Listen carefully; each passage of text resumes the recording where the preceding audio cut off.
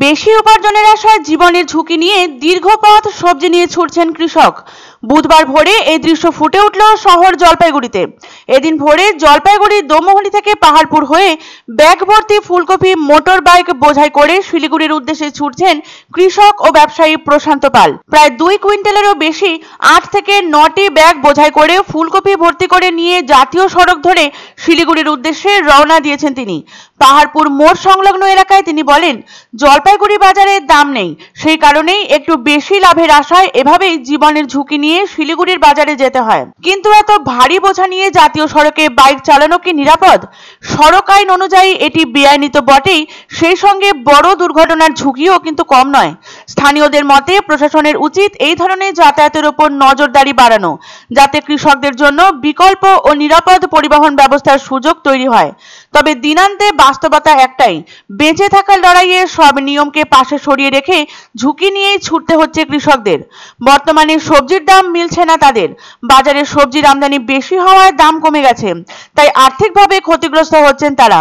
1 বিঘা tomato চাষ করতে প্রায় 25,000 টাকা খরচ হয়ে থাকে, অথচ বর্তমানে উৎপাদিত সেই টমেটো বিক্রি করে 10,000 টাকাও মিলছে না।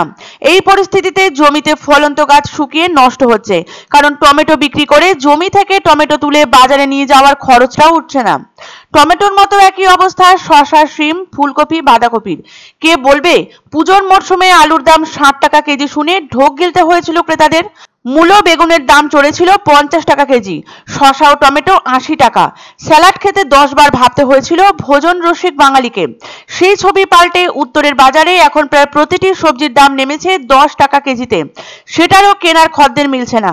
এই পরিস্থিতিতে অত্যন্ত বিপাকে পড়েছেন কৃষকরা। পুজোর আগে থেকে বিক্ষিপ্তভাবে হালকা থেকে মাঝারি বৃষ্টির জেরে উত্তরে খেতেই সবজির চারা নষ্ট হয়েছে, আলু চাষ পিছিয়েছে। ওই লোকসান সামাল দিতে অনেকেই ঋণ করে ফুলকপি, বাঁধাকপি, মটরশুঁটি, বিনস, বেগুন সহ রকমারি সবজি চাষের ঝুঁকি নিয়েছেন। কৃষি দপ্তর সূত্রে জানা গিয়েছে, পাহাড়, তরাই, আলিপুরদুয়ার ও কোচবিহার জেলা মিলিয়ে উত্তরের সবজি চাষের এলাকা প্রায় 21,000 বিঘা। এবারও ফালাকাটা, ধূপগুড়ি, ময়নাগুড়ি, ফাঁসিদেওয়া, খড়িবাড়ি, জলপাইগুড়ি সদর, রংধামালি, গজলডোবা, রাজগঞ্জ, মালবাজারে শীতের সবজি চাষ সময় মতোই শুরু হয়েছিল, কিন্তু আকস্মিক বৃষ্টির জন্য পুজোর আগে কিছুই রক্ষা পায়নি। বিস্তীর্ণ এলাকার চাষের মাঠ জলে তলিয়ে গিয়েছিল। এই সবকিছুর জেরে বর্তমানে সবজির দাম সেই অর্থে মিলছে না কৃষকদের। তাই ভোরে যখন পুরো শহর তন্দ্রাচ্ছন্ন থাকে, তখনই জীবনের ঝুঁকি নিয়ে রাস্তায় নেমে পড়ছেন কৃষকরা। বেশি লাভের আশায় সবজি নিয়ে তারা ছুটছেন দূরের বাজারে। এমনই এক প্রতিচ্ছবি বুধবার পরিলক্ষিত হলো জলপাইগুড়িতে। দোমোহনী থেকে পাহাড়পুর হয়ে জাতীয় সড়ক ধরে শিলিগুড়ির দিকে ছুটছেন কৃষক ও ব্যবসায়ী প্রশান্ত পাল। তার বাইকে বোঝাই প্রায় 2 কুইন্টালেরও বেশি ফুলকপি, গাদাগাদি করে তা বাঁধা রয়েছে 6-7টি বড় ব্যাগে।